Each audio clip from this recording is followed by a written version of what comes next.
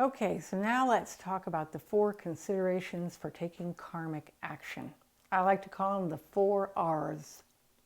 Right attitude, right action, right timing, and the results aren't up to me. But let's start with right attitude. We all need to remember to have the right attitude when we take an action. How we do something makes a huge difference for how it affects the world around us and how we feel. For example, if somebody asks you to take out the trash, you can stomp, stomp, stomp and resent the whole business, or you can say to yourself, oh, I'm going to enjoy this no matter what. I'm going to go outside, I'm going to look at the night sky, I'm going to put the trash in the garbage can, and it's going to be a beautiful experience. And if you imagine you embedded in the information field, radiating out joy and peace and gratitude and love, or stomping resentment and anger, it really makes a difference how we do the actions we do. And then the second one is right action. We need to do the right action. We need to honor the field of engagement. We need to honor the laws of the field of engagement in karma. And we can ask ourselves, are universal values being upheld by this action? Samanya dharma is the Sanskrit word. Are the values such as justice, honesty, compassion, and non-injury being upheld by my actions?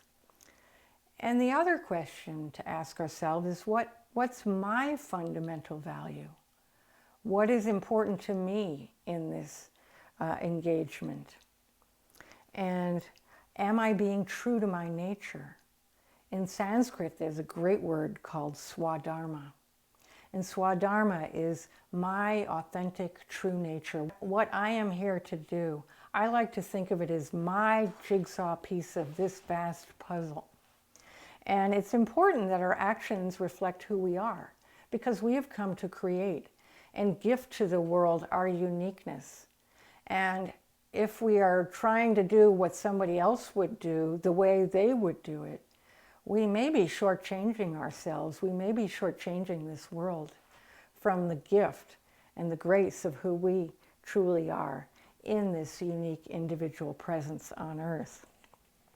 And we need to realize that the right action may be based upon its capacity for my inner growth. It may require of me to move outside of my comfort zone in order to really give it its all. And of course, being authentic to our natures is an important piece of all actions. Some of us are peacemakers, some of us are generals, some of us are accountants, some of us are teachers, some of us are artists and carpenters, musicians and politicians. We each have a role to play, and we are each at the same level. No one is more valuable than another. So we need to take action that is our dharmic role, and do it with the right attitude. Do what needs to be done. We need to actually separate our desires and our fears and really examine, okay, what is the right thing to do here? And not let those desires and fears override or influence something that might be created otherwise. For example, I created the Liberty image that you see on the screen. And Liberty is climbing the ladder of consciousness. She's got the stars and stripes in her teeth and the earth on her back. And she's fulfilling her official role of Liberty Enlightening the World, which is her official title, which I didn't realize. And what she is saying in this is, wake up, America. Show the way for true freedom to be spread throughout the world. Do not stop at the borders of your heart, your family, your life, or your land. And allow the freedom of love to enfold all of life, all the human family, and all the land of this blessed earth. Live in the peace and tranquility of open-heartedness to align with the freedom I stand for. And so I made up these cards and I share them wherever I go, or I put them on bulletin boards, hoping that it will create a more kind democracy.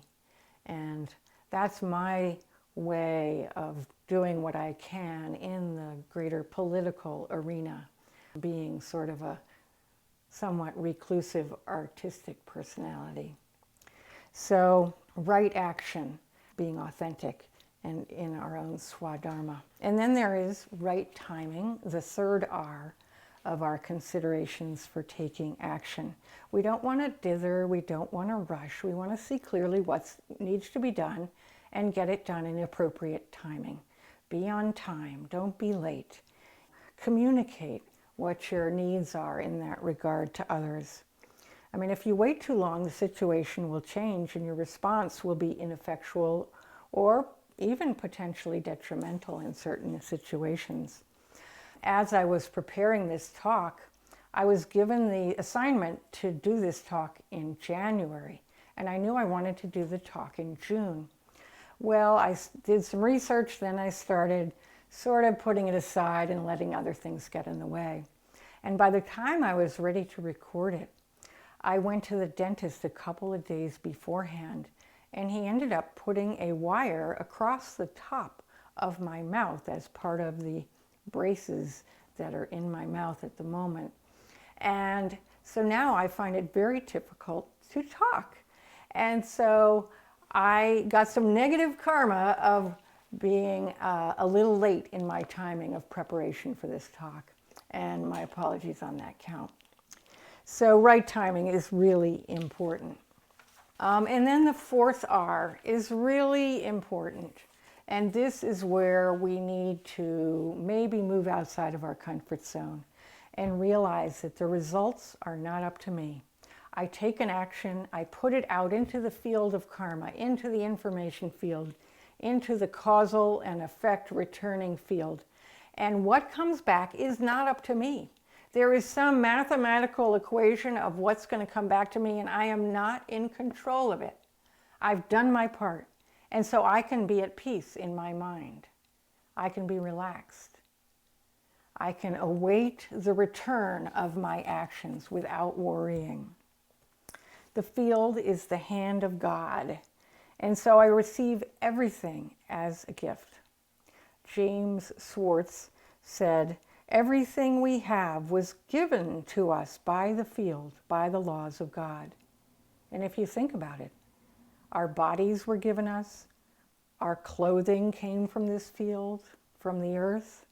Nothing that we have, nothing that we are, we really created on our own, aside from the field. And so really we are a product of the field, and our actions are simply a product of the field as well. And so if we receive those responses of the world with equanimity, with joy, with the attitude that it is a gift from the field, a gift from the Creator, a gift from the Source, we have a much more peaceful life. So whatever comes, we can make it all peaceful. And sometimes it's hard. We think, oh my gosh, this shouldn't be. And when something troubling happens out in the world, some difficulty, some horror, some atrocity, these thoughts of this shouldn't be keep us really stuck in low frequency, in victim consciousness. And we are really powerful creators. And we need to take responsibility for our thoughts and the frequency we're holding. And we need to let go of the outcome.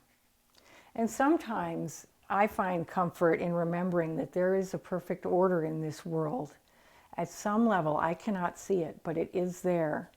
And that everyone's experiences, at some level, are perfectly tailored for soul growth. And no matter what happens, there's always something we can learn. Always some good piece that comes of it, and perhaps some compromise or detriment that comes of any action we do.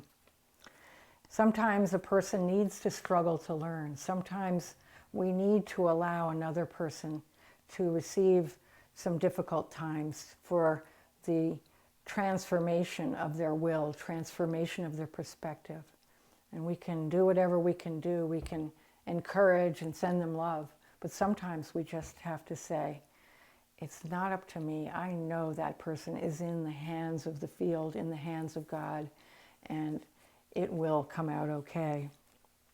And in letting go of the outcome, there is great peace. We needn't worry, we needn't anticipate or waste precious mental energy on what occurs. It's not up to us. It may be beneficial, it may be otherwise. If we find something continues to pop into our mind, what we can realize is perhaps there's something more that is required from us, something to add to the actions we have put in the field. And that's something we can then do. So, in summary of the considerations of taking action in the field, let me offer this quote from Swami Paramartananda. I understand that all my problems in life aren't caused by the world, but caused by my wrong handling of the world because of my ignorance. And so we have an opportunity to really look at how we're engaging in the world by remembering the 4 R's. Right attitude, right action, right timing, and the results are a gift from God. And when I accept the results of life, it minimizes my agitation and the further creation, perhaps, of negative karmas. And it's a benefit to me and to the field. So that's the end of the considerations for action. And next up, I'm going to talk about working the field with karma yoga, how to manufacture good karma.